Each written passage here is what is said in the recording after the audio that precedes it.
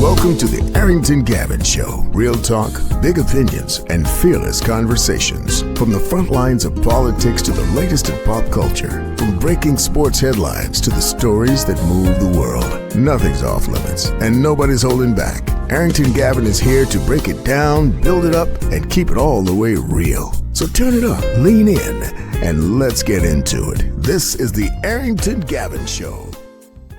What is going on, ladies and gents? Welcome to another great episode of the Arrington Gavin Show, your go-to spot for sharp insights, bold opinions, and unfiltered takes on the biggest stories of the day, whether it's politics, sports, pop culture, or the latest buzz. Look, we're diving deep and keeping it real. So please do me a favor, kick back, stay informed, and get ready to join the conversation. Now, on tonight's conversation, we continue our conversations with the candidates hoping to help shape the future of Chesapeake, my home city. And one thing we continue to stress on this show is the importance of local government. We spend a lot of time in this country talking about what's happening at the White House or on Capitol Hill, but some of the decisions that impact our everyday lives the most happened right here at City Hall, from the roads we drive on and the neighborhoods being developed to public safety, taxes, flooding, schools, and how our communities grow. And this year's Chesapeake City Council race is shaping up to be a historic and fascinating one. 15 candidates are competing for just 5 seats, 5 Democratic-endorsed candidates, 5 Republican-endorsed candidates, and 5 independents. That's a lot of choices for Chesapeake voters and a lot of different visions for where this city should go next. Now, with Chesapeake continuing to grow, there are also some big questions. Big questions like how much development is too much, okay? How should we do about data centers? How do we address traffic? Again, flooding, affordable housing, public safety, and infrastructure while protecting the quality of life residents value. Now, tonight I'm joining by Dr. Janelle St. one of the 5 Democratic-endorsed candidates running for Chesapeake City Council. Now, we'll talk about why she's running, why she believes City Hall can do better, and most importantly, where she stands on the issues Chesapeake residents are talking about. So again, my friends, looking forward to the conversation having with Dr. Janelle St. I've had the opportunity to hear a lot of her going to some of her events within the area here in the city of Chesapeake. I've had on a number of candidates as well as incumbents. The very first person we had on was Councilwoman Amanda Newens, who's running for re-election. She's one of the Republican-endorsed candidates. And then I've also had on Councilman Daniel Whitaker, another Republican-endorsed candidate running for re-election, and a number of the Democratic-endorsed as well as an independent candidate too. So it's a very, very, very big race out here in the city. I mean, 15 hoping to win 5 seats. That's major. And, we're at large in the city. So in comparison to some of the other cities here in the Hampton Roads area, you have district and you have ward systems. So you have representatives representing certain sections of the city. Here in Chesapeake, we've always had at large. So it is going to be a very, very, or it is, it's not going to, it is a very competitive race. And as I mentioned earlier in the intro there, it's extremely important to have an understanding and to know what's going on in your own backyard. Yes, we get distracted when we watch on a national level what's happening in Washington, but guess what? What happens on a federal level trickles down on a state level, trickles down on a local level. So it's extremely important that you have an understanding of what's going on in your local government and in your backyard, from knowing who your city treasurer or city manager is. You have to know those positions, my friends.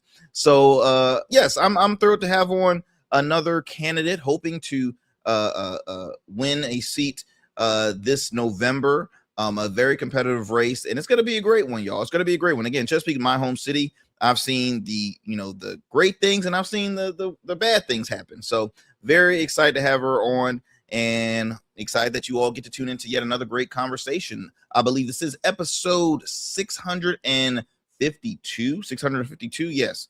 And so, as always, my friends, thank you so much for taking the time out of your busy schedule to tune into yet another great convo here on the Arrington Gavin Show. As you know, we drop new episodes weeknights at 7 p.m. Eastern Standard Time on YouTube and wherever you listen to your podcast, whether that's iHeart, Spotify, Apple, just to name a few. We're available on all major podcast platforms. You can also check out past episodes of the Arrington Gavin Show on GOATverse TV. That's right, GOATverse TV. So make sure to download the app. You can download it on Google Play Store or the App Store. You can also download it through the Roku app, as well as Amazon Fire TV. Also, follow us on social media. We're available on Instagram at the Arrington Gavin Show, Blue Sky and X at AG Show Live, and also check out our website www.theagshow.com. Those are ways you can stay connected with me. If you want to just hit up and say what's up, or if you have a topic that you would love to hear on the show, be sure to email me through there. And you can also catch up on recent shows through our website. Also, my friends, as you know, we continue to grow our channel. We have a goal to hit 5,000 subscribers. So if you can do me a favor, share with a friend, share with family. We want to continue to grow our channel. We see growth each and every day from a few followers and subscribers here. If you're currently watching this video, give us a thumbs up. It helps with the algorithm. Give us a comment as well. If you're listening to us, give us 5 stars. We truly appreciate that. So, all right, folks. Hope you all are having a wonderful evening. As you all know, I've been complaining about the heat out here in the Hampton Roads area. All right. When I tell you I complain because it's interesting. All my life I've lived here in Hampton Roads, and you would think I'm used to the heat, but I'm not, y'all. I'm not. Like, I'm that guy that I sweat easy. So I'm, leaving the house all jump sharp and whatever. About 2 seconds, I step outside my doorstep, drenching in sweat. I'm like, why even bother? Why even bother? But I'm here, and look, I could lose some calories. So I'm like, I guess it's a good thing that I sweated out. I don't know. But anyways, I hope you all are having a wonderful evening, wonderful day. It's a lot happening. As you know, it's midterms, as I mentioned, too, local races. We're going to be having some great conversations on tap for you later on. I hope you enjoyed our conversation a couple shows ago when we had Dr. Richard Mason, who is the chairman for the Hampton City School Board. He's also running for re-election. Awesome dude, a good buddy of mine. It's funny because we crossed paths so many times in local events, and I've yet to have him on my show. So it was great to have him on to talk about the work in the Hampton City public school system, and he was a great guest as well. We also have some congressional candidates that we're going to be having on from from Tennessee, from Florida, Virginia, of course. I'm trying to see who else we got on tap. I think we have somebody from Connecticut as well. So we staying busy over here, y'all. We staying busy. We growing, y'all. We growing. But hey, I'm having fun doing it. But enough about all my chit chatting, y'all. We're gonna take a quick commercial break because I gotta take a breather. Again, we have a special guest, Dr. Janelle St. She is a pharmacist, business owner, community advocate, and health care professional. And she's also a candidate running for Chesapeake City Council. Y'all do not go anywhere. You're listening to the Arrington Gavin Show. We'll be right back after these breaks. Every man has a story to tell. Your ambitions, your achievements, your legacy. Your suit should reflect that story, crafted precisely, designed for impact, and tailored exclusively for you. We work with only the finest fabrics, luxurious wools, silk, linen, and blends from world-renowned mills in Italy, the UK, and India. These fabrics are the foundation of custom suits that exude elegance and stand the test of time. But a suit isn't just about fabric, it's about fit, and it's about confidence, and it all starts with you. When you work with me, you'll receive a personalized consultation, whether in person or over Zoom. Together, we'll explore your vision and discuss your needs, and we're gonna bring your ideas to life. My journey as a designer includes apprenticing under New York-based designer Clavon Leonard, showcasing collections at New York Fashion Week, Algeria Fashion Week, and the prestigious Baltimore Met Gala. That experience is what we bring to every suit we create, from weddings to corporate events and everything in between. We specialize in crafting one-of-a-kind suits for life's most significant moments. Dapper Luke has been recognized as one of Baltimore's best menswear in 2023 and I was honored to be one of the 10 designers selected for the prestigious Baltimore Met Gala. With over 900 satisfied clients, we proudly serve Virginia Beach and Baltimore, bringing world-class designs to these incredible communities. We don't just make suits, we craft confidence. Your suit will fit your body, your style, and it will tell your story. Book your free online personal consultation today. Visit www.dapperluke.com. What's up, y'all? Welcome to And we still in traffic. Don't look familiar, do I? Not in this seat. Hey, what's that you listening to? Here to host today. Hey, turn it up. Yeah, that's that new Gold Verse app. I got you. So y'all want to know where the goats are? They're off on the sidelines. Looking for fresh, relevant content wherever you go? What was the name of the app he said? Introducing GoatVerse TV. GoatVerse, that's what it's called. The free streaming app that brings you the best podcasts, current events, and thought-provoking opinions all in one place. Download it now from the Apple Store or Play Store. In Goats, we trust. 6'10", number one pick, 16 seasons, College Player of the Year, All-Rookie Standout. Joe Smith built a career on grit, consistency, and showing up. Greatness isn't just about the game. It's about how you show up every day. Rugged Evolution now offers body care products for every man, because not every man wears a beard, but every man deserves care. Greatness doesn't fade. It evolves. Rugged Evolution Beard Care. Every beard deserves to be legendary, and every man deserves care. All right, family, welcome back to the show. Welcome back. And shout out to my guy, Dapper Luke, by the way, because of the Dapper Luke collection, I just realized I got to up the ante in my my suit game, because, you know, going to a lot of events, I'm like, okay, I gotta up the ante, right? And I'm not the same size I was when I was younger. I still have suits, right? And I put it on, I'm like, okay, I need to upgrade. So just want to shout out Dapper Luke. He's awesome. He created many of my custom suits and blazers, and my wedding suit as well. So shout out to him. But again, y'all, want to go ahead and bring on our special guest, Dr. Janelle St. As I mentioned before the break, she is a pharmacist, clinical pharmacist, business owner, community advocate, and healthcare professional. But most of all, she is currently running for Chesapeake City Council. She is one of the 5 Democratic-endorsed candidates, hoping to win one of the 5 seats in this upcoming race. So without further ado, let me go ahead and bring on Dr. Janelle St. Hello. Thank you so much for taking the time out of your busy schedule coming here on the show. Thank you for having me, Arrington. I'm so excited to be here. Well, look, we're excited to have you on. As I mentioned early in the show, this is a very, very, very packed and competitive race. By far, in my opinion, I think this is the most talked about race out of the 7 cities here in Hampton Roads, because of the large number that is. I mentioned 15 in total. You have 5 Democratic-endorsed candidates, 5 Republican-endorsed candidates, and then you have 5 independents, all hoping to win 5 seats. So it's very, very, very competitive. But I appreciate you taking the time out of your busy schedule, because every time is important when it comes to, when you're running for a local office or any form of office.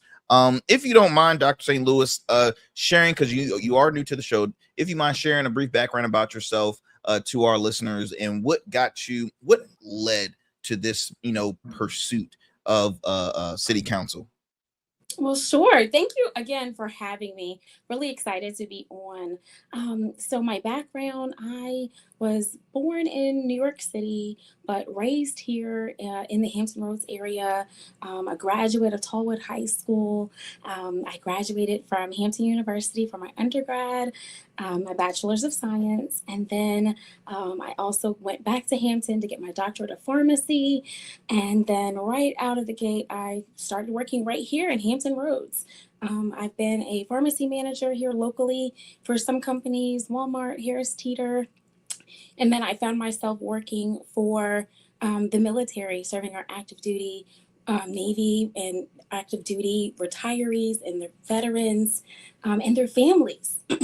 And so that is my background as a clinical pharmacist. I've been a pharmacist for over 17 years now. but I'm also an educator.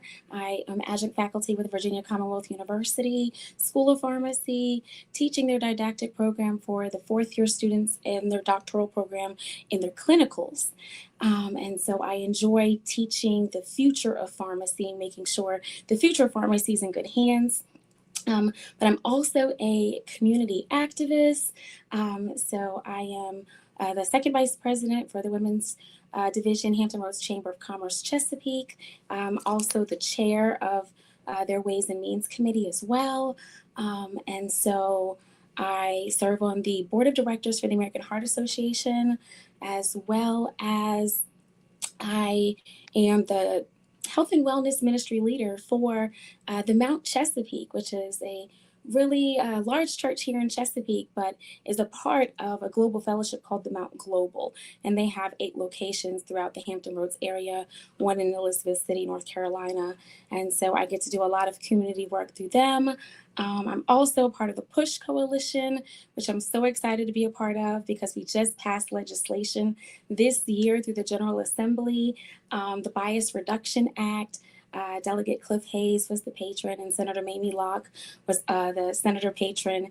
And that bill was so important and strategic because it gave an opportunity for people that have sickle cell anemia to make sure that clinicians are well educated about what sickle cell crisis looks like and how to manage their pain, and to make sure that when a African American, so sickle cell anemia predominantly occurs in African Americans, when an African American person presents and they say, oh, I have sickle cell anemia, we need to make sure there aren't any biases that are introduced from the provider standpoint, and make sure that these patients are getting care. And this bill was brought up through Governor Spanberger's secretary, Candy Munden King. Her daughter had sickle cell and she died this past fall. So happy to, not happy that she passed, but happy that we were able to get legislation through that was meaningful. It has meaning behind it. And so you asked me, why am I running? I'm running because I have had the opportunity, not once, but twice. So I've helped pass another bill through the General Assembly, the Cardiac Emergency Response Plan. And that bill had meaning to it. And I'll tell you the backstory just a little bit, not to go too long.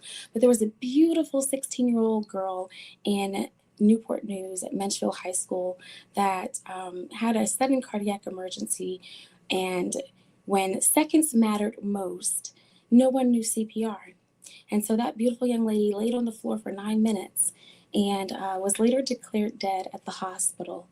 But unfortunately, no one was able to administer CPR to save her life. And so the Cardiac Emergency Response Plan is basically legislation put in place to make sure that when we send our children to school, that they are safe.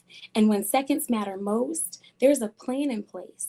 And we know what we're going to do if someone has a sudden cardiac emergency. And so I'm running because I see legislation in action, but it has impact in our daily lives. And so I want to have impact in our community in Chesapeake, because I see there's major issues happening that I know you're going to bring up, but like data centers and growth and infrastructure. And so legislation and the bills that we pass, of course, we wouldn't pass a bill on city council, but the policies that we introduce, the plans that we introduce have real meaning for the citizens of Chesapeake. And we need to have thoughtful and practical solutions to those situations. So that is why I'm running. So there is a lot to dissect in that, because you have a lot of titles, a lot of hats. I mean, and you have what I'm trying to say is you have your plate full. When in the world do you have the time to manage all of it, yet alone say, I think I want to add something else. Local office. I want to run for local office. I mean, that's just something, Dr. St. Louis, that is never, that's a hard decision to make. And it takes a lot of thought with it too. Before I kind of expand, on what one convinced you to running and saying like, this is the right moment to run. But before I ask that question, I want to ask you this. Was acts of service, was that something that was installed in you as at youth? Was it something that, build up at a later age? Because, again, we all have, we all have different pathways, right? Your career path was healthcare, right? So obviously helping those in need of health issues, okay, that we go to you when it comes to medicine and the whole 9 yards. But I want to ask, was acts of service something that was installed in you at youth that's kind of helped guided you to this decision, to this current you with so many titles, so many things on your plate now? Acts of service was definitely something that was instilled in me as a child. So Dr. Martin Luther King said it best: if you're not serving others, what are you doing?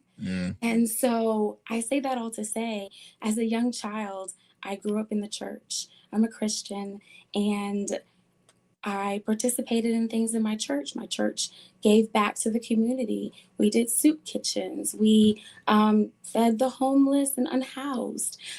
We made sure that they had clothing. We did clothing drives and sock drives. And so those little things are instilled in a child young, especially when we see all the adults around us doing it. And so when I got older, it was natural. It was second nature for me to want to give back. And then as a healthcare professional, you see all walks of life come before you, those that are insured, uninsured. And so you also see the need for people making decisions. When I worked in retail at Walmart and Harris Teeter, making decisions right there on the spot. My medication cost $645, but I have also a cart full of groceries. Okay, I'm going to tell my child to put the eggs back. These are heartbreaking, gut-wrenching decisions that have to be made because we don't have accessible health care. And so these are the reasons why I'm running. Our country is headed in down a slippery slope, and our city is following suit. And so we just need to be careful and make sure that we're having practical solutions and people-centered solutions, and not being greedy for money while we're making these policies. No, I agree with you on that one. What convinced you that this was the moment? This was the moment. I think I kind of heard a little bit of the answer early on, but what was really the moment that you said this is the right moment to run for city council? Because again, big decision. Chesapeake is the second largest city population wise in the state. It is at large, right? I personally think that the city leans more conservative. It's a conservative leaning city. If you kind of do the whole, what's the majority on city council, on school board, but what convinced you that this was the right moment to pursue and run for city council? Absolutely. Well, just to be brutally honest, there was a major vote that happened at city council last year, and it was the Virginia natural gas compressor station vote. And it shook me to my core because I saw how things could change so quickly. And so City Hall was packed that evening, and there was lots of citizens out to speak against it. And our city council voted for it. And for the life of me, I couldn't understand why. And it seemed like that night, all the rules kind of changed too. They decided who could speak, who couldn't, and they decided how long you could speak. And I understand that the room was packed to capacity, but as elected officials, I believe if the citizens are that concerned and we're elected by the citizens, we should hear everybody's thought process on what they want to do or what they don't want to do. And so when we begin to see votes cast that don't favor what the citizens want, then I begin to think, okay, it's time for change. And that's what I keep hearing from the citizens. They're concerned about data centers. Right now, there's a data center policy that's being put forth. And so the citizens are saying, if this city council doesn't listen to what we want, they're going to feel this at the ballot box in November. Yeah. And so it's time for change. And I really believe that the citizens deserve just that. They deserve people that are going to listen first. That's what you do when you come to the counter, to the pharmacy, and you say, hey, I have something going on, or a side effect that I think might be related to my medication. I don't say anything. I listen. I listen first to everything they have to say, and then analyze. And then after that, I'm willing to give a recommendation or write a prescription if necessary. But there's a whole bunch of doing before listening to the citizens, and that needs to change. And you know what, one thing, transparency, right? You mentioned that if the citizens are the one electing these individuals in council, yes, they should have really the first and should be the main priority is the citizens. I always repeat on this program time and time again that, us voters, really, we are the bosses. And, if elected, Dr. St. Louis, you work for us. We are the ones that help pay the salary on for elected officials here in the city. And that transparency is very, very important, because there are a lot of voters and residents that feel overlooked, that feel ignored. And it's like, okay, why waste my time sitting through a whole city council meeting? We some of them, they might practice their message ahead of time so they can make sure they get their full point across. They put in the work to make sure that their issues are supposed to be heard.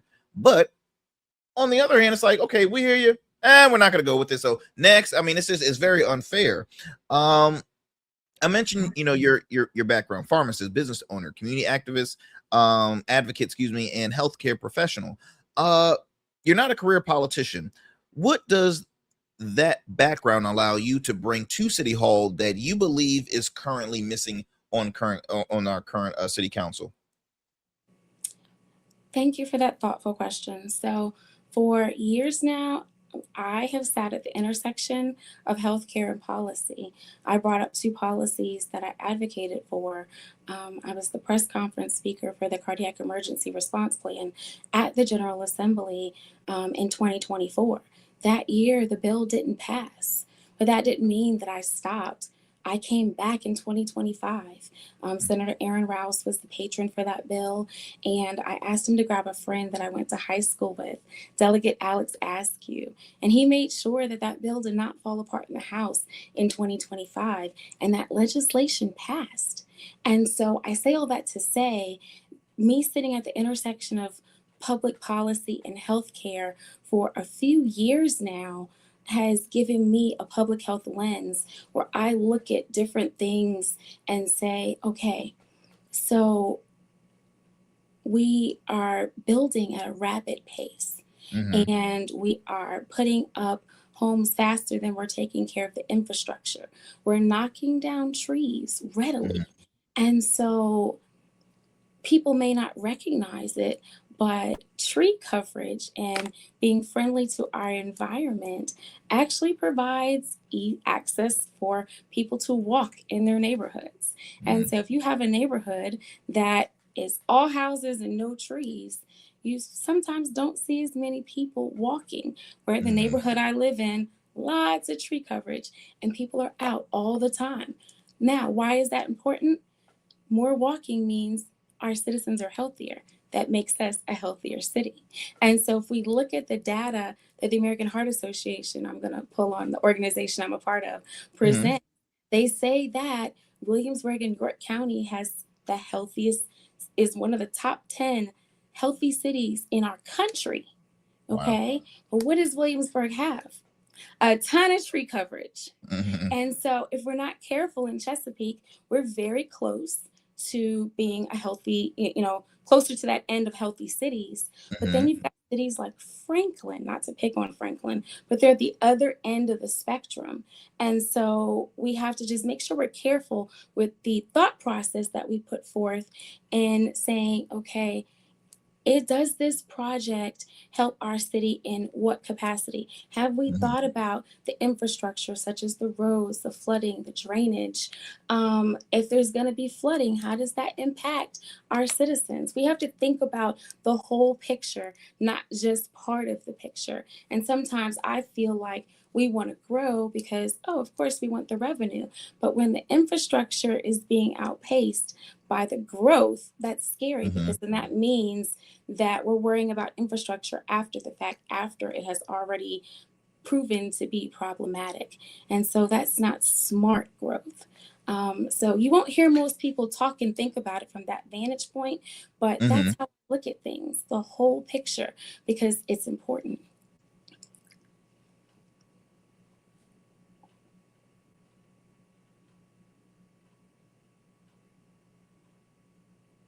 So Dr. St. Louis, I want to ask, and again, I'm not trying to put words in your mouth. So I would, as far as to answer the question on what are you bringing to city council that is, currently, would you say it just in your opinion, would you say a little more, I don't know, like stronger transparency? You need more. I mean, again, I'm not putting words in your mouth, but No.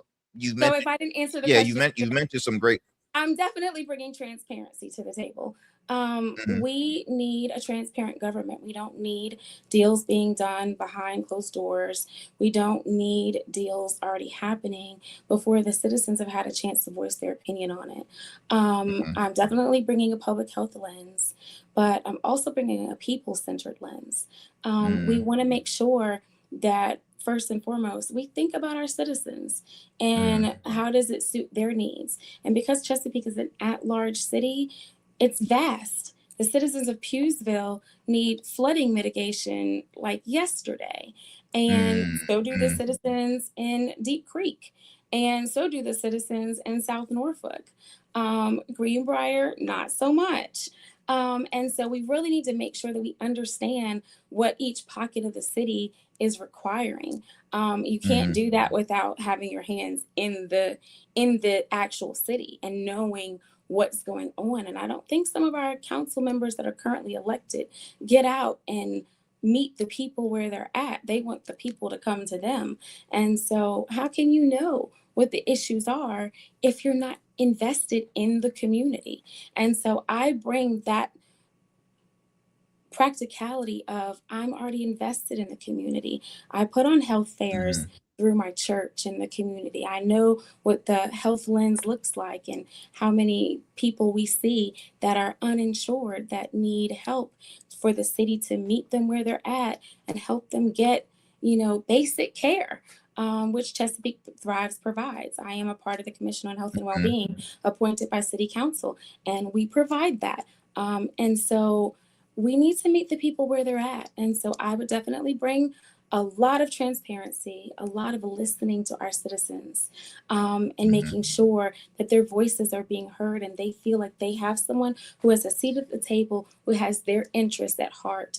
And then also making sure that I bring that public health lens as well, to make sure that our votes are being thought about from the whole picture.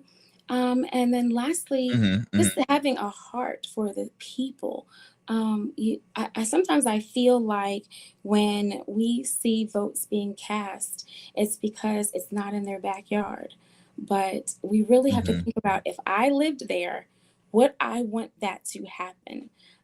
Do I want a data center in my backyard? No, it's noisy. Do I want a compressor station in my backyard?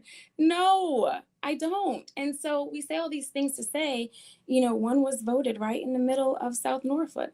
Is that fair to those citizens? No. So we need to have a whole dose of transparency for our citizens so they begin to restore the trust. The trust is gone in government right now. And if we don't do that, we're really losing our citizens, and they're going to vote in November and show how dissatisfied they are. I've spoken with a number of voters here in the city, and I'm really from all sides of the political perspective, from if they're conservative leaning, more independent voters, as well as Democratic voters. So what you're saying, I'm hearing a lot of folks, it's not even a partisan issue, it's a nonpartisan issue. This is every single voters are discussing this. But I do want to, as I mentioned early in the show, you are a Democratic-endorsed candidate. You have been endorsed by the Chesapeake Democratic Committee. Chesapeake municipal elections are technically nonpartisan. And the city includes, as I mentioned, Democrats, Republicans, and independents. Now, if elected, how do you convince someone who doesn't identify as a Democrat that you'll represent them just as strongly as as anybody else? Because that's I feel as though like we're in this current climate where there's a lot of political divide, and you have moments where we're desperate for that unity. It is difficult to have a conversation with somebody that you might not agree on the same politically, but how do you convince somebody that might not follow or might not agree with most of your views? How do you convince that person? Because again, at large council, meaning that you're gonna have to receive more than just Democratic votes. You're gonna have to receive Democratic and independents like myself and Republican votes. Absolutely. So it's really important that we really look at what some of the issues are. The issues are common sense issues. They're not Republican and Democratic issues. Infrastructure doesn't have a Democratic or a Republican lens to it. Fixing flooding, making sure that our bridges are operational. I say that to say, how many times in the summer have we seen the Great Bridge or the Centerville Bridge inoperable because it overheated? Never thought I'd see the day. The fire department on standby to make sure that the bridge is cooled off and hosed off. That's an embarrassment because we haven't properly and thoughtfully thought about our infrastructure. When we talk about flood mitigation, we've had flood mitigation plans in 2017 and 2022. We've known for years that we needed to build Bainbridge Boulevard up by 5 feet. When are we going to do it? When are we going to satisfy the citizens of Deep Creek and let them know that we're thinking about them? It floods horribly out there. And so we're just now fixing that bridge in the Deep Creek area that has massive traffic congestion. And that's something we probably should have thought about before we put all those houses out there in that area. And so I say that all to say, it seems like infrastructure isn't thought when it shouldn't be. So again, the issues are not capacity, but it's more common sense issues. When we talk about affordability, so this sitting city council decided to raise the price of the tolls as well as the water bill at a time where gas was astronomical and I need to take a loan out just to buy eggs. And so did we really need to raise the tolls at this point in Chesapeake? Was that something that absolutely needed to happen? That's not a Democratic or Republican issue when everybody's feeling the pinch at the pump. Everybody. And so we really need to make sure that we think about it from the lens of not DNR, but what is the issue and how does it affect me as a citizen? How does it affect my neighbors? And then we go from there and we can talk about it. And I have to say, I've won a lot of people over just taking it from that vantage point. It's common sense issues. Dr. St. Louis, we're having, and I hear you loud and clear, we're having a little technical difficulty. So we're going to head to a commercial break, y'all. And we're going to try and make sure Dr. St. Louis, we can see you because we can hear you, Dr. St. Louis. We just can't see you right now. Can you hear me on your end? I can barely hear you. Okay. Well, y'all, we're gonna head to a commercial break. We're gonna we're gonna try and get Dr. St. Louis's feed. If you could, Dr. St. Louis, if you can log out and log back in. So we're going to take a commercial break, my friends. We're having a great conversation with Dr. St. Louis, and we're going to continue this conversation. So do not go anywhere. Dr. St. Louis, if you could log out and log back in, that would be great. But we're going to take a break, my friends. Don't go anywhere. Again, you're listening to the Arrington Gavin Show. We'll be right back after these breaks.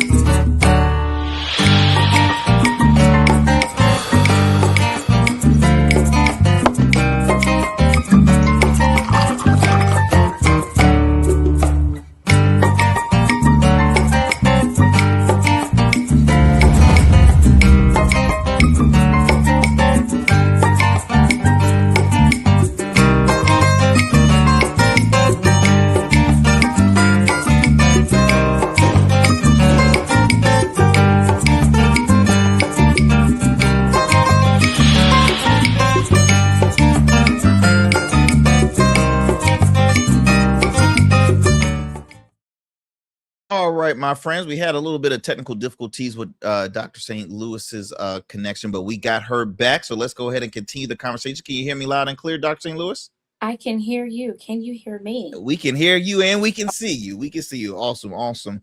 I want to continue the convo discussing about, the growth and development in the city of Chesapeake. Now, you hear this a lot from residents. We're growing too fast. We are growing too fast. I want to ask, do you agree with that assessment that, the city is growing too fast? And if so, do you think the city is, how can I put it, prepared to continue to build that growth? Or do you think, we can do things that can improve before we start really, building so much and bringing so many folks in the city?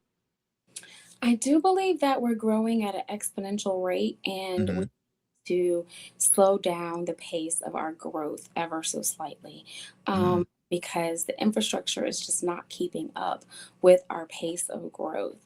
If you look at, I'm just going to pick another area in the city, here off of Elbow Road, a one-way street, going and coming, but there's a lot of neighborhoods being built up around that area, and that one-way street cannot handle that type of congestion sometimes, especially if the Centerville Bridge is open.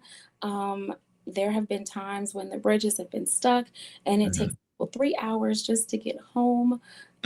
And so I say that all to say we have to make sure that we're managing our growth in a responsible way, making sure that we're thinking about traffic congestion at minimum.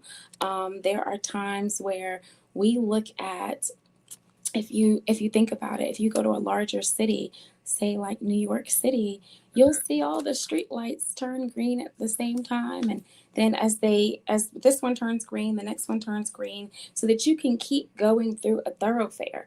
But if you look at the way we're set up currently, we bottleneck in so many different pockets because we don't have continuous street lighting or the street lighting to work to our advantage the way they do in larger metropolitan cities. And so that's just something small that we can potentially fix, so that when you're coming down Greenbrier Parkway, it's not I stop and then I go again, and then I stop here, and then I go again.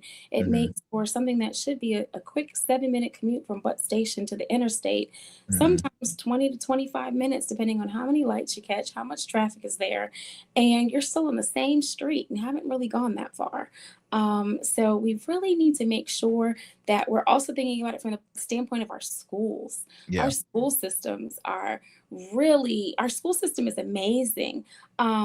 There are some room for opportunity there, but if we think about it, we have some schools that are overcrowded in major ways, and we're not thinking about how putting this neighborhood over here is going to affect that school system. And so that's why it's good for our school board and our city council to have an open line of communication. And sometimes when we're thinking about voting on a neighborhood, I would love to see our school board be involved in some of those decisions, to say, well, that school's already at capacity. Where are we putting those children if they are to build a neighborhood with another 200 homes, and they're single family homes, and their families are going to bring 2 to 3 children to each household. Where are we putting these kids? And so we're not having thoughtful thinking and really thinking all the way through the process when we are managing this growth. Yeah, I had the opportunity of having on a gentleman who was running or is currently running for city council out in the city of Suffolk. And Suffolk is a growing city. And I bring Suffolk up because, and we will talk about affordability in the city, because Chesapeake is not a cheap city to move, especially for, for new, for first time home buyers. It is pricey, right? We are both Chesapeake residents. We own our properties. It ain't easy keeping those properties.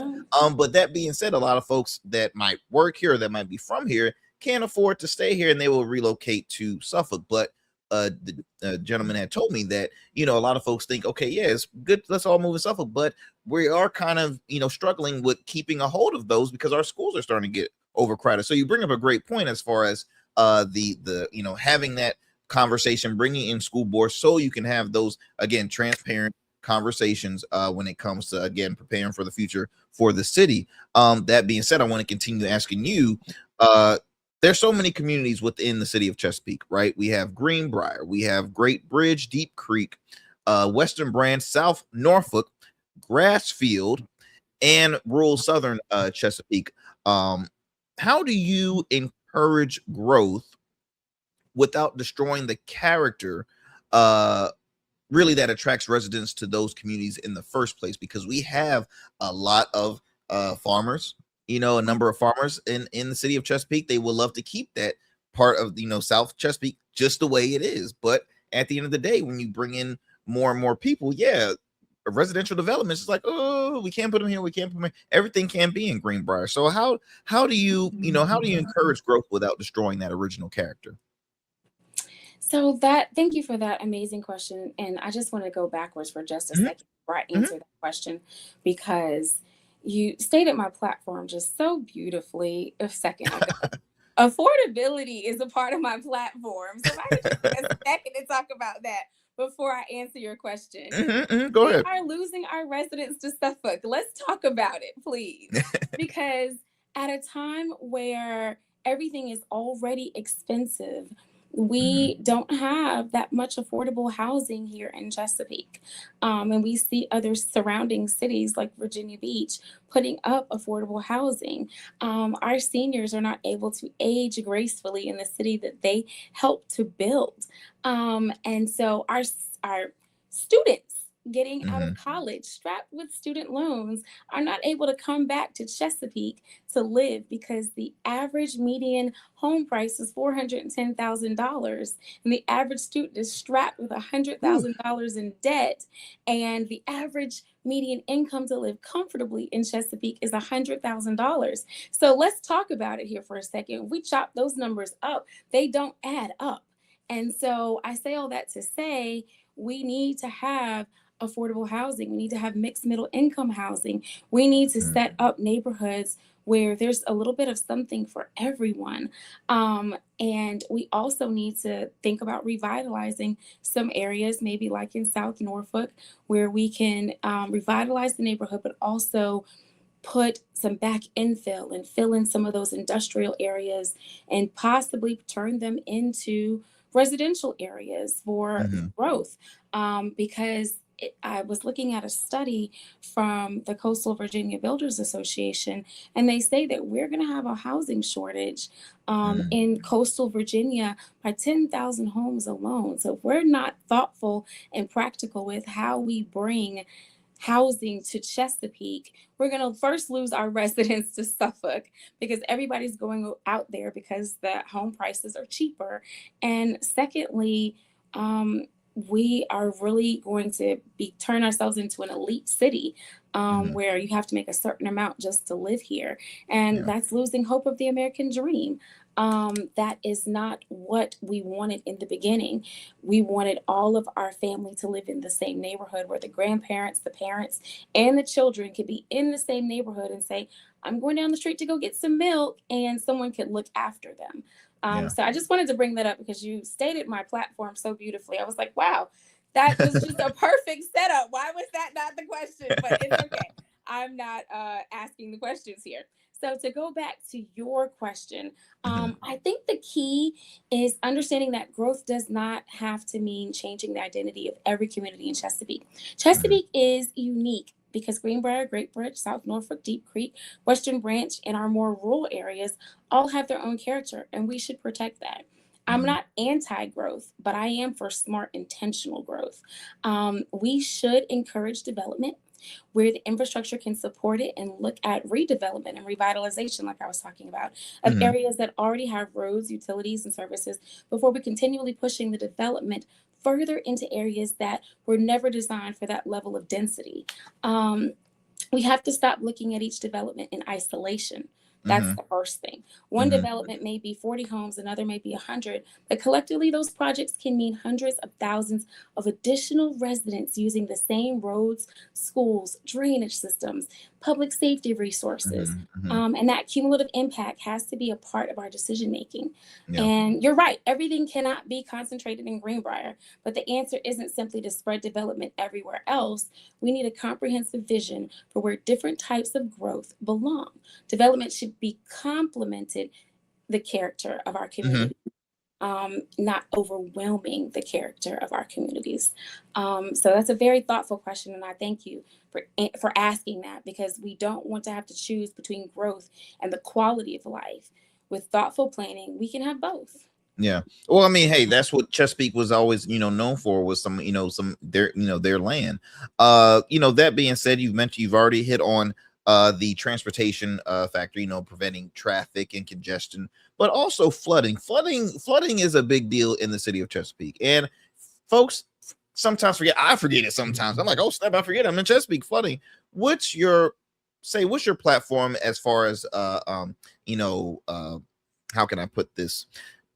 Tackling the flooding issue currently happening in the city. A lot of folks have questions. They're like, okay, what's the big deal? How do we prevent, or what's some of the solution that you're hoping to bring to city council when it's to discuss about the flooding issue? Oh, flooding, you bring it up, and we've talked about this earlier. Flooding is probably a major issue to a few pockets of our city. And it's absolutely an infrastructure issue. And in Chesapeake, it has to be treated as a priority, not something addressed after the next major storm. Our citizens have to stop being told, we'll address your issue next year, while funds are being funneled someplace else. But my platform starts with proactive instead of being reactive. Chesapeake already has numerous stormwater and drainage projects underway, including neighborhood, drainage improvements, replacement of aging pipes, ditches, and outfall restoration, and then projects designed to increase the capacity of our stormwater system. And I want to make sure those projects are adequately funded, prioritized based on need, and actually completed. We also have to connect flooding to the conversation we're just having about growth.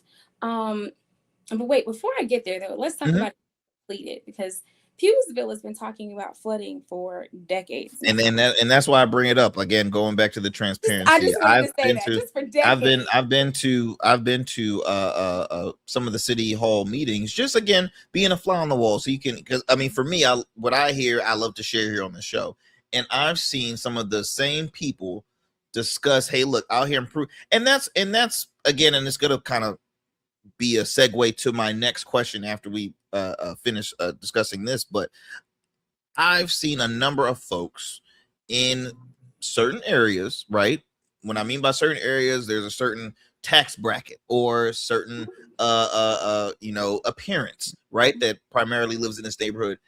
I'm like, why are they still continuing to discuss this issue, yet it hasn't been done? So I'm sorry to kind of rant a little bit, but I just want to throw that out there. Absolutely. And your rant is the same rant that all the citizens feel currently as we talk about this conversation. But I said that to say we have to connect flooding to the conversation we were just having about growth.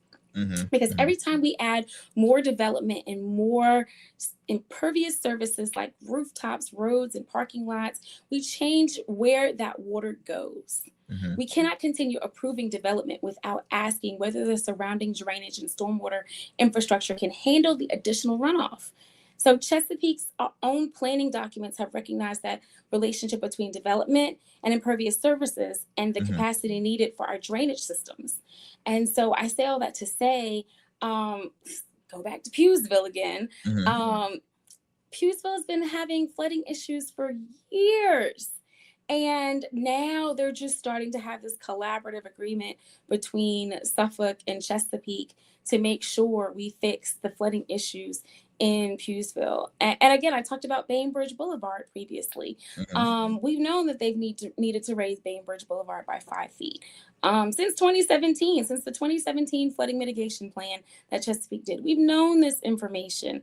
So I bring that all up to say that's why I support looking at cumulative impact of development, not just evaluating one project at a time.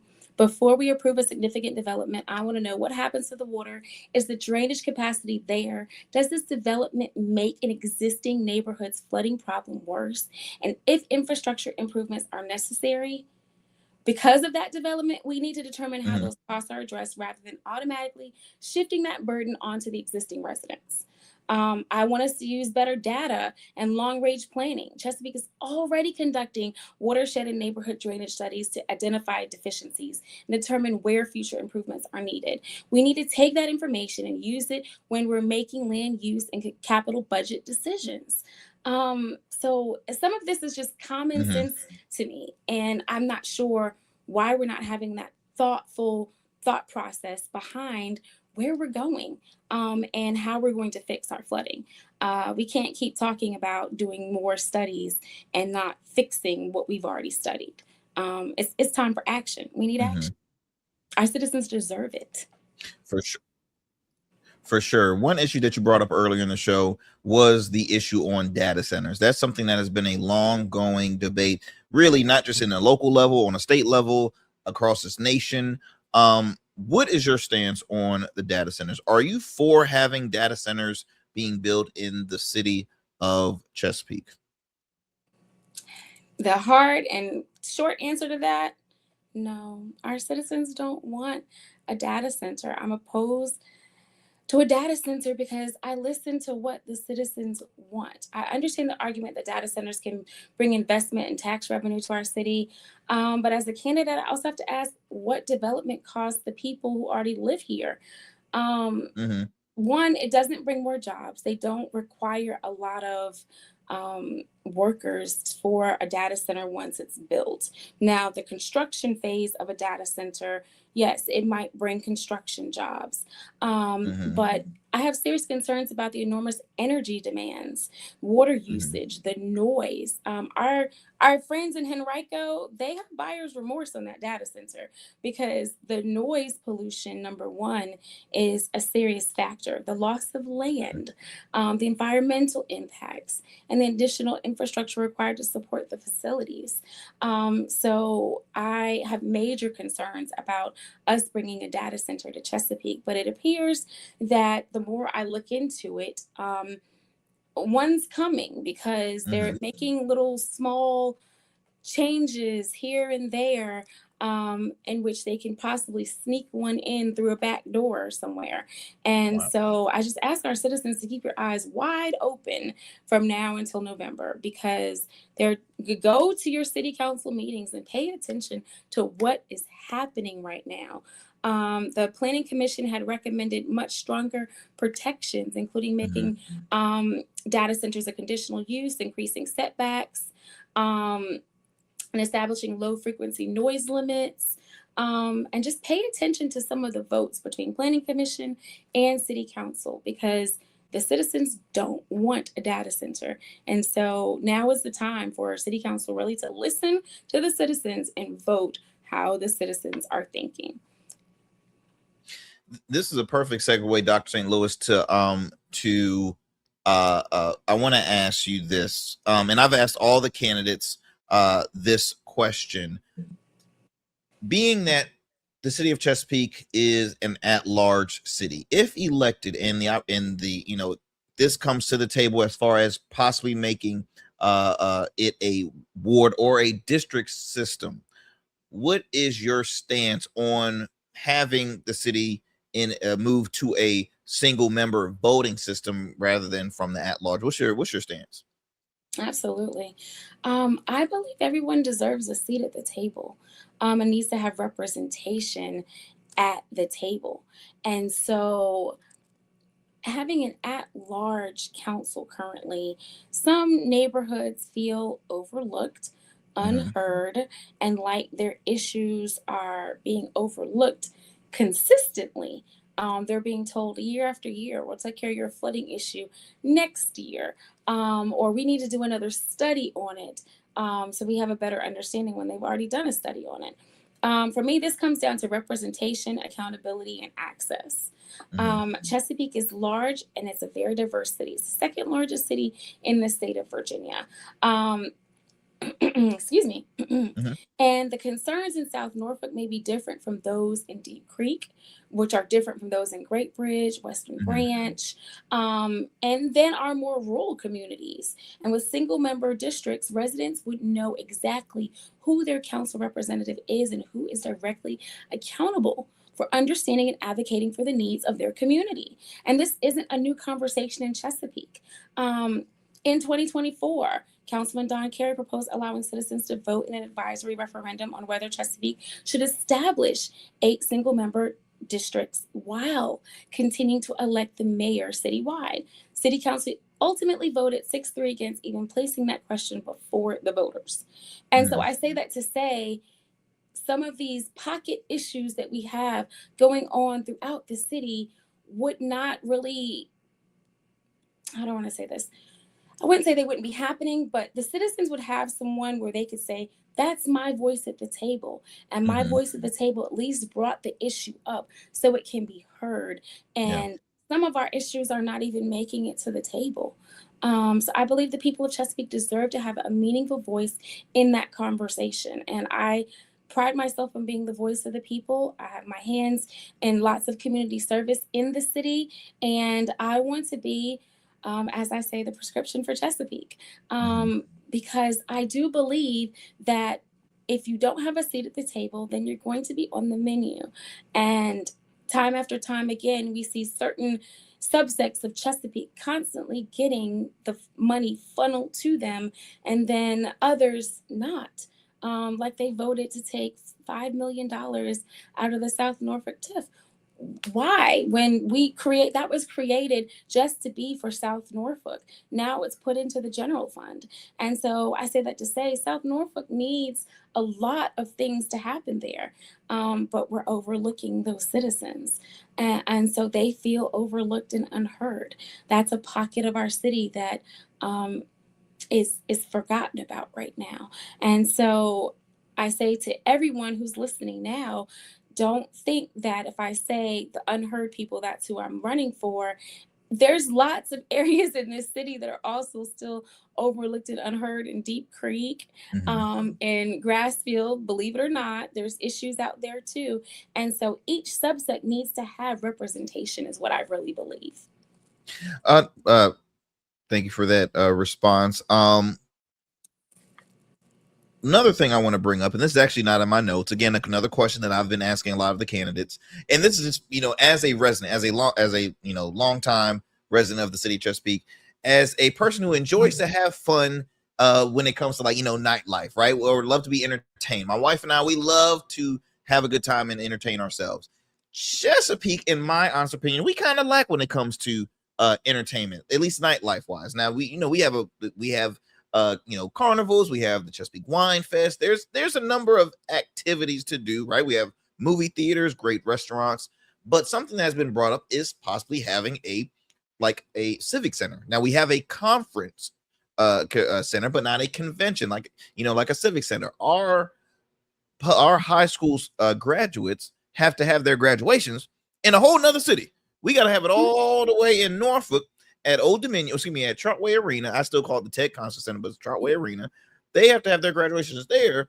And it's like, it's sad. Again, Chesapeake, second largest. I know for sure there is money in the funds where we can have that capability, and plus we have a number of entertainers. I'm just thinking of a name right now, Jay Farrow, who's an actor and comedian. He's from Chesapeake, right? So boom, we got entertainers. We have professional athletes that have been that are from the city of Chesapeake. We have Olympic gold. We have so many prominent folks who have come out the area. Why, like, what would you love to see? Would you love to see as a candidate? If I know it's going to be brought up before, or going to be brought up in the future, but Dr. St. Louis, what's your stance on the city of Chesapeake? It would be nice to see a civic center or some form of like entertainment venue here in the city. That is a great question, Arrington.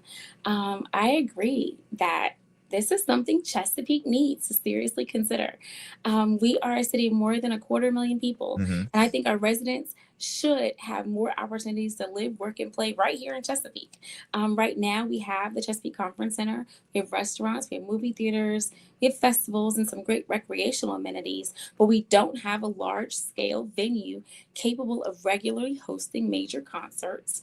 That's absolutely correct. No performances, graduations. You brought it really home with the graduations, because our Chesapeake students should be able to graduate in Chesapeake. Families shouldn't necessarily have to leave their own city for one of the biggest celebrations in their children's lives because we don't have an appropriate venue. So yes, I would support seriously exploring a performing arts civic or convention center, convocation center. But I would want us to do the due diligence first. So interestingly, a performing arts convocation center is already identified among City Council's priorities and emerging projects. So they say, although it currently has no additional funding committed. So we really need to put, I guess, some fire to them and say, hey, when are we going to start to think about this? Because we pay so much money to, I want to call it Ted's Constant Convocation. So that's not the name of it anymore. But the Chartway Arena. The Chartway Arena, that's it. Thank you. We pay so much money to them every year to graduate our high school students. We could keep some of that money right here in Chesapeake. So we really need to make sure that we have some fun in our area. We have to go to Virginia Beach to go to the Dome. We have to go to Norfolk to go to the Scope. We have to go to Hampton to go to the Hampton Coliseum. We can't see a concert right here in Chesapeake. Well, we can if we go to the city park, but I mean, if it rains, then what? So we really have to think about having some fun, some play right here in Chesapeake. That would be amazing. So that's something that we should consider. Final two questions, Dr. St. Louis, and I appreciate you taking the time because I know we've been on this call for a minute, but again, I want to make sure that our listeners and folks that are tuning in gets to know everything. I'm giving the same equal time to all the candidates because this is a very impactful and very very big race. When it comes you being a healthcare advocate, a healthcare professional, not just advocate but healthcare professional, what do you see that the city of Chesapeake lacks when it comes to healthcare issues, helping those in need of certain services? What would you like to see the city recruit that if you're elected, you would like to bring that to the table? Oh, thank you for that question. You probably should have brought that question up much earlier because now I get to my soapbox. Okay, let me find a way to cut my soapbox. Find to keep it short because we do have a rapid fire round we want to do at the end. Okay, so as a healthcare professional, one of the biggest things I see Chesapeake lacking is its consistent access to preventative healthcare before people reach a crisis. We have excellent healthcare professionals and institutions, but having healthcare in your city and having access to healthcare are two different things. I want us to do a better job of bringing healthcare into the communities where people actually live. Chesapeake Regional's mobile medical clinic, for example, was specifically created to address barriers in underserved areas, including South Norfolk, Deep Creek, and Western Branch, providing preventative care, chronic disease management, and other services. That's the type of partnership I want the city to expand. We only have one mobile clinic, and we have the second largest city in the state of Virginia. Maybe we could have more of those. I'm also very concerned about mental and behavioral health. Chesapeake Regional has been expanding behavioral health services, which is important because Chesapeake historically lacked a licensed inpatient behavioral health unit. We need to continue building that capacity and making sure residents know how to access those resources. Then there's prevention. As a pharmacist and someone who has spent years working in public health, I don't want our first interaction with residents to be after they've had the heart attack, stroke, or uncontrolled diabetes. I want more blood pressure screenings, diabetes screenings, health education, vaccination opportunities, maternal health resources. The list goes on and on and on. I'm really trying to not get on my here. But then let's talk about transportation for a second. Oh my gosh, we can't go without talking about that. So transportation is a part of healthcare access to. Regional health assessments continue to identify transportation, affordability, access to primary and specialty care, mental health care as barriers to better health. So when we think about it, if somebody needs to have an appointment in Pewsville, and they don't have a mode of transportation to get there, and they need to take public transportation to get to Chesapeake Regional, they are wasting their entire day to make that happen, because there's pockets of the city where HRT does not run regularly. And then on top of that, you have to transfer buses. There's not a straight bus line that's going there.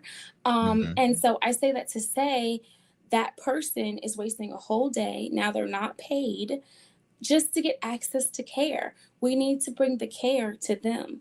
And the mental health piece is really important for our military families, because we are actively in a war that, you know, our president has put us in.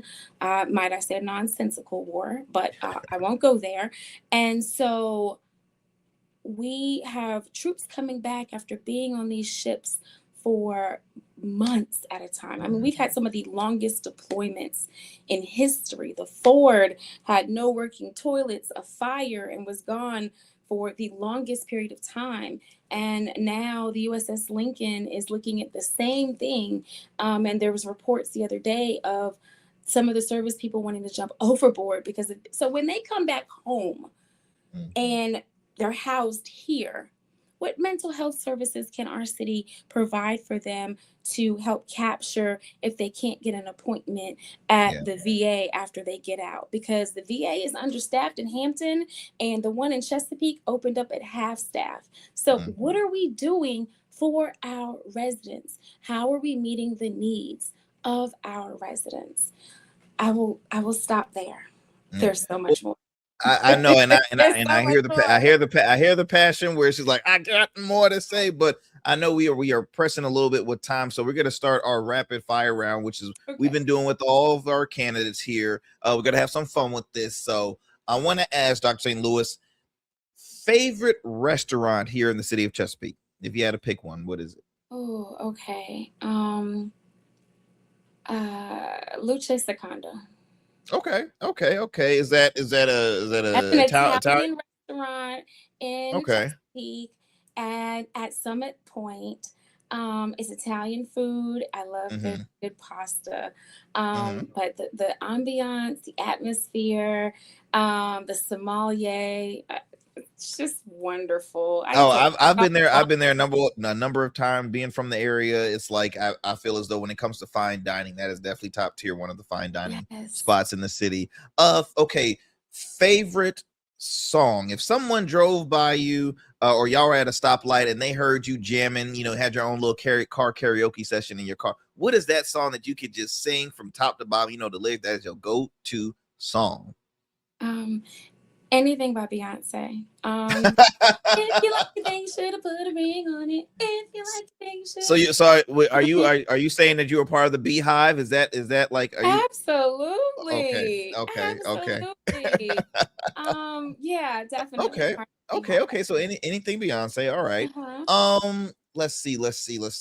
Okay, favorite. What is your current favorite TV show that you are binge watching right now? Oh, okay. I know that's hard because you're being on the campaign trail. I'm not watching TV. But if you had some free time and you're like, okay, I gotta put on this show, I gotta binge it. What show would that be? Oh gracious me. If I had to pick a show to binge watch, you're going to be so disappointed in this answer. It's not going to be anything current. It's going to be something old school. Like, I'm going to go to Netflix. And I might pull out some of the old shows that my grandmother used to watch, like I Love Lucy or She said old school. She I'm really going meant all old the way school. back. Okay. Yeah. I used to laugh at that show. My mother loves those shows.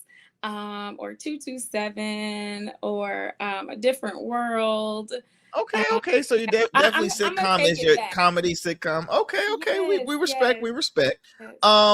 Okay. Final rapid fire question.